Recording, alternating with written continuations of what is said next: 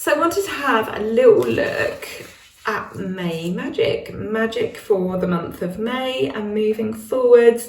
Thought we'd have a look at the energy flow and the power flow for May, and I guess the best way to do this is to actually think about the magical associations of Beltane. Think about the energy and the themes and the topics that we associate with Beltane, and I guess they flow through until Litha. I guess the two sort of meet in the middle somewhere. So spending more time outside, that is a big theme, I think, for May. So your magic for May may incorporate some aspect of that. So it could be plant magic, it could be learning about plants, it could be planting seeds, and that could be both literal and metaphorical.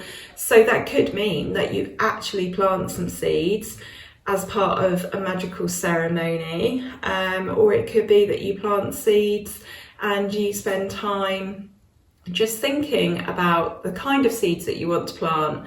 There's different ways of looking at this. The sun is very much a topic for us in May, and again this goes for the northern hemisphere and the southern hemisphere. It might be that the sun has cooled down enough, your days are much cooler and much more comfortable, and you are now able to enjoy the outdoors much more. So these are the kind of themes we're thinking about: our deepening relationship with nature, perhaps life cycles, perhaps you could do spells related to those or celebratory ceremonies related to those. So that was the first kind of topic that I thought of, spending more time outside. The next topic that came to mind was the love and the passion of Beltane and this time of year. So you might incorporate that into relationship magic of some kind. You might be working on connections. You might think about working with deity. This might be a good time of year for you to do that. You might be thinking about honouring the self and self-love and self-acceptance and magical work surrounding those, and love spells. And when I say love spells, again, it's up to you. You have your own morals and ethics and standards. I personally would not work to change someone else's free will when it comes to love, but when we talk about love spells, we can incorporate ourselves in these. We can do a spell to fall in love with ourselves, you know, this self-acceptance, this visibility of who we are and who we are inside, and loving that person, flaws and all. The next topic that sprang to mind straight away for this time of year is creativity and transformation. So you could focus on creativity both in your general life, or perhaps you do a creative job. And I guess fertility very much plays into this, doesn't it? I mean, we think of fertility as related to Beltane, and that is for lots of different reasons. Lots of things are growing at this time of year. You know, with this new wave of energy, we're creating lots of things at this time of year. We often start things at this time of year, so there can be a nurturing of that. And again, I think there's a real reflection on who we want to be at this time of year. I feel like we've woken up from our winter slumbers. We're finding some energy from the sun and from things being warmer and more comfortable. And as a result, we have energy to sort of spend on other things. It's not just about survival anymore, it's about thriving at this time of year. So there are lots of different ways to transform ourselves and our lives, and I feel like this is the time to do it. So any kind of transformative magic is perfect at this time of year. The next theme I thought of when I think about this time of year is sacred union. So we have the greenwood marriage between the goddess and the god, but as a result of that, balance. So uniting things together, uniting dualities, you know, having duality, finding and creating balance at work, at home, in our relationships, uniting with others, with parts of ourselves, uniting communities. For me, personally, I really feel that this is the best time for magic. This is when I feel like My magical vessels, so my body, I feel like that is working in a much more efficient way. I'm comfortable in my body. I'm not feeling cold. I'm not feeling scrunched up because of the cold. I'm feeling relaxed. I'm feeling in tune. And for me, this is when the best magic occurs. I love that moment first thing in the morning. And it's a bit different when you suffer with chronic illness, because those days and those times become less and less. But I love those moments early on in the morning before other people have woken up. So when we get to high summer and it's light at, 4 o'clock in the morning, I just find those moments, those liminal moments, absolutely magic. Because we've not quite yet started the day, but it's not really night either. I mean, the day has started, but usually most of us are not up at that time. So I find those moments to be really, really special. And again, I feel like it's the same at the end of the day in the summer.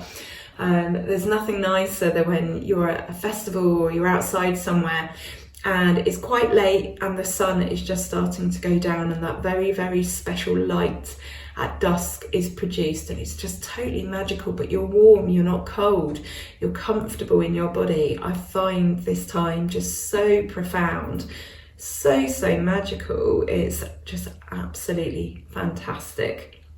So I thought I would have a little look with you guys at the colours associated with this time of year. Now, we did do magical correspondences for Beltane a few weeks ago, but we're going to look at the colours for the month of May, and they are similar to Beltane. So they are your red, your green, your white, your pink, and I would say gold as well, because we are thinking about the sun. We are thinking about this last step really towards peak sunlight and peak energy. So gold, I feel like, really plays into this. And how do we incorporate colour into our magic? Well, it can be down to the clothes we're wearing. We could wear a robe in the colour that we want to focus on. It can be items in our spells, so that could be ribbon and thread, paper and card, flowers. It could be using ink in water. It could be candle colour. It could be fabric. It could be visualization when we're working on the astral plane, when we're doing our spell work.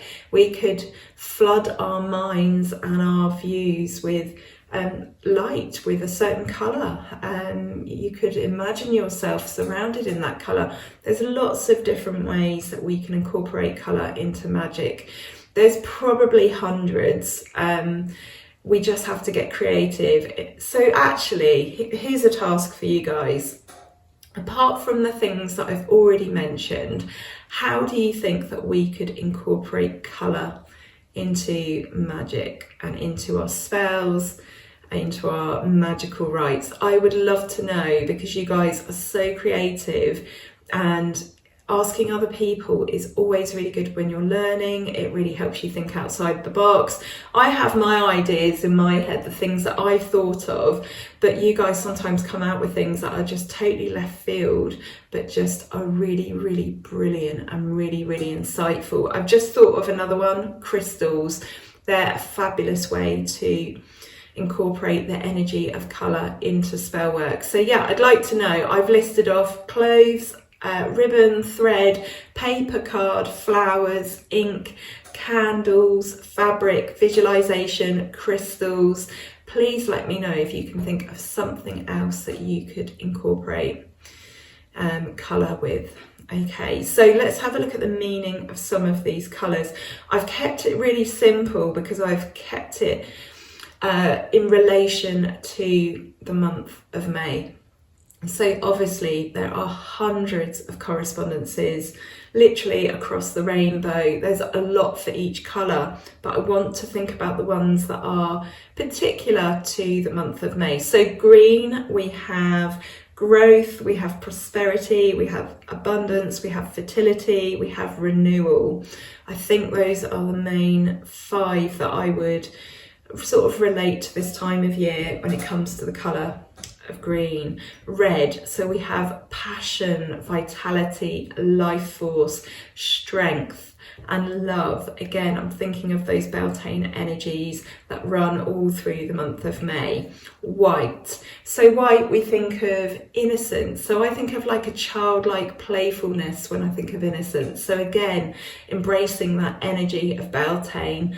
And then the good thing about white is it represents everything. So all blessings. White is our substitute colour if we don't have other colours available. So you could use white for green in this instance, for example. Pink, so we're thinking romance, we're thinking self-love, we're thinking family. We've probably celebrated Beltane with our family. Yes, Beltane is kind of for lovers. I feel it's for the young people, it's for the maiden and her counterpart, but yeah, I think friendship and family, I definitely associate Beltane with friendship and with family. Gold, so we're thinking success, we're thinking solar energy, we're thinking power, we're thinking energy. So we're thinking of that in terms of light, the sunlight. We're thinking of that powerful energy and vibe that comes from the sun, that sort of life force that the sun sustains us with, really. So yeah, what do you think? Do you associate any colours in particular with Beltane? I've seen quite a few people wearing yellow and sunflowers. For me, I don't really think of those until later. I think of sunflowers especially, I think of more sort of starting at the summer solstice and actually moving into the festivals beyond that, including Samhain actually. I think of October with sunflowers. They are still available at that time of year. You know, they do grow right up into the autumn.